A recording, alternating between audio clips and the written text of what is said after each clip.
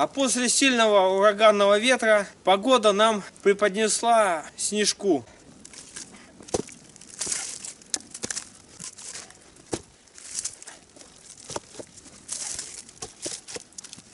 Вот как не хватает дровяника. Так бы эти дрова давно бы были распилены, расколоты. Но, к сожалению, дровяник я еще не достроил.